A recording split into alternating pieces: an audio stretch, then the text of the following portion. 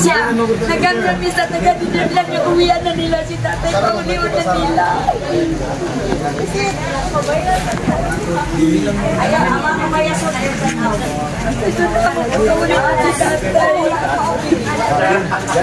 Umiyak talaga si nanay.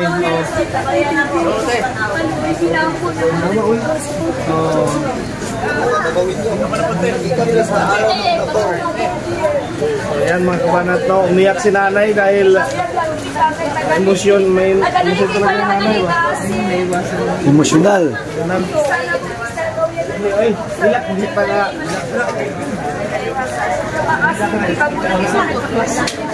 Hilak pa ada bilang sibuyas. Palagi dito na pandak na tinanaw. Ganun karon. Hindi ka po siguro. Tagalite. Kasi ito Tagalite kayo. Ay naman. Tapos sila namin din Tagalite. Grabe, sobrang emosyonal na nanay.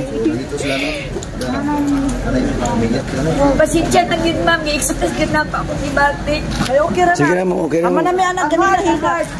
Tapos na kami dyan, nay. Ana. Eh, Sara, ana man. Di ko, tay, mahal yun ka kayo na mo, tay. Buong sambayanan, tay. Sa Pilipinas kami nagmahal sa imo, tay. Pariya-biyatan yung tagalhitin, tay. Maasin, tay. Itong yung panganak, nilang po ng dako sa Davao. Mga tulang family ni. Ulan, ma? Ulan?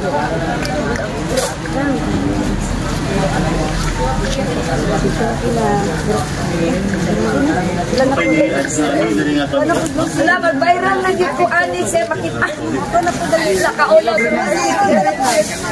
Yun, tanan. Ang lugar. Grabe niya pa ba? Hindi niya isip na masakit lang siya. Masakit lang siya. Ano yun ba? Grabe yun kayo. Ibong niyo kinabuhi tayo. Ibong yatang sa Pilipinas. Yatang yung sa mga Pilipinas. Nagibalos nila dito. Ikaw sino yung nagibati mo? Okay. I love you guys. Sama kayo ni Tatay Digong. Nani din niya pala si Tatay Digong. Salamat. So dito nyo makikita no, kung gaano kamahal, no? Sino ba naman hindi makakaiyak niya, no? Sitwasyon ni Tatay Digong ron. Kakaiyak naman talaga.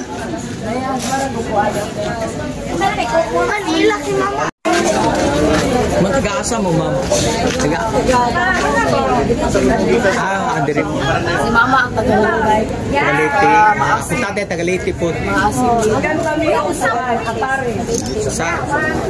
Sa kuhan sa akong tatay taga Hinundayan.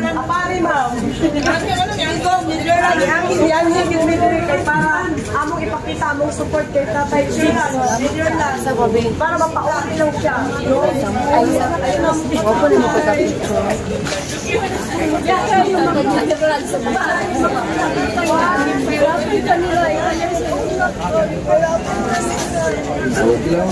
Laban tayo, laban.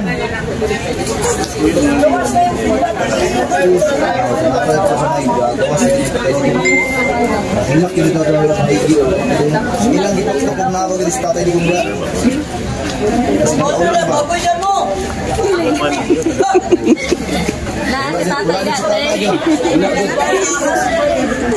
Gawa siya yung Tatay Dig dati. Wala mo gusto Tatay di agod.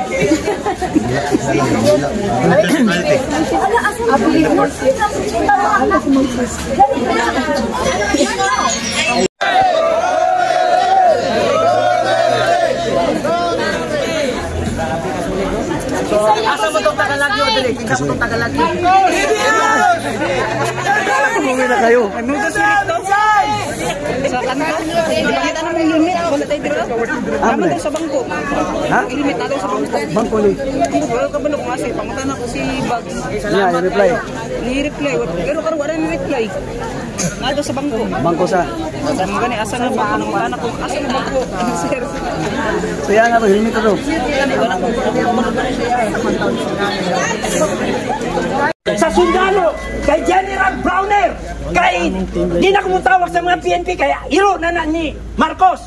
Sa kay Browner na lang ako mga yung tabang na mag-withdraw ka support kay Marcos. sa mga apo. Kasi kung ma-addict tayo, wala na. Mabuti lang tingnan. I don't know. Totoo ba yung balita na si First Lady daw, si Goldfish, na ano daw, na-involve daw dun sa LA? Ano ba yun? Totoo ba yun o hindi? I want to clarify. Totoo. Trump? Oh, you see, I'm asking President Trump, if you are friend of the Philippines, you better investigate that. Because majority of the Filipino are against Marcos. Marcos is not our duly president now. We withdraw our support. Yes. I am just waiting for General Browner to withdraw. Yes. Yan lang. Wala, hindi na tayo magkagulo kung mag-withdraw lang si Browner. Alisin na natin si Marcos, itapon na yun sa dagat.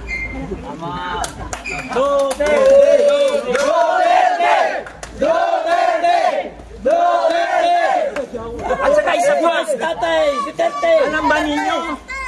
Marami sa bukid ngayon nahihirapan. Ang presyo ng mais bumagsak.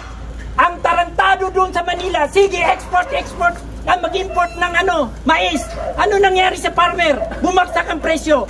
Hindi makabayad sa inutangan. Ngayon, kung magbigas, ganun din.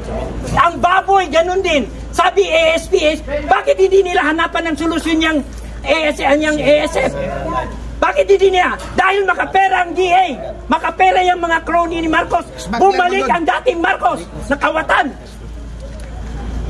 I am a victim of martial law also. Kaya ayaw ko iparamas sa mga bata na ito, sa mga apo ko. Correct. If I will die, then die. Basta hindi lang matuloy ang Marcos na yan. Kaya never Marcos.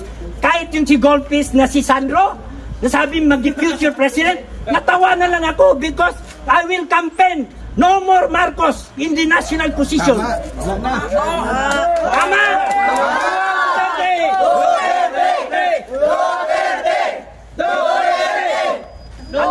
Alam ba ninyo, kung may pera lang, may mag-support ng pera sa mga bukid, marami magbaba mga farmer na kausap ko. Kawawa masyado, walang makain. Dahil dyan, sanang yung 20 pesos. Di ba, addicts ka? Yan ang trabaho ng addict, sinungaling. Nabudol tayo. Ikalon. That's true. Ngayon, mga pulis, bago ako makasalita sa inyo mga pulis, alam ko maraming pulis dyan against the will nila. But because of change of command, please lang withdraw your support kay Marcos. Para hindi kayo tawagin. Withdraw, General Browner. I salute you. Please withdraw. Announce you withdrawal to support Marcos. Di ba, mag-resign na lang sila? Or mag-resign kayo. Mas maintindihan ng tao. Alam, this is my first time na gumawa ako ng ganito. Ayaw ko na mangyari ang martial law. Hindi mo kayo sweldo nila dahil katatay Digong. Tumaas ang sweldo ninyo. Nag-double ang sweldo ng mga sundalo, pulis. Dahil kay Tatay Digong, anong ginawa ba kayo ni Digong na aso? Ngayon naman, ginagawa kayong aso. Para ba yung aso, pakainin kayo ng buto, kasi laban kayo. Tayo lang Pilipino. Yan ang sabi ni General Luna, ang mahirap na kalaban is kapwa natin Pilipino. Kaya para hindi magkagulo ang Pilipinas, paalisin si Marcos. Yan lang man ang sulit. At saka si Speaker Romualdez, masyadong ambisyoso. Ayaw namin ng presidenting bangag. Ayaw din na yan. Tama ka. Ambisyoso yan sila. Pero mo, ginaplano na nila na si Sandro daw, yung si Goldfish, magiging president, future. Ay, putang ina ninyo. Yes. Ay, mahiya kayo. Punta kayo sa Maguindanao. Not all Muslim at favor inyo. Inuwat lang kayo. Kaya nga bigyan kayo ng pera, tanggapin ninyo. Kasi yan, hindi pera nila, pera ng saong bayan yan. Kaya iniingi ko sa mga Pilipino, abroad man o sa Pilipinas, show support by action, not by words. Kasi kailangan na ni Tatay Digong ang ganitong aksyon.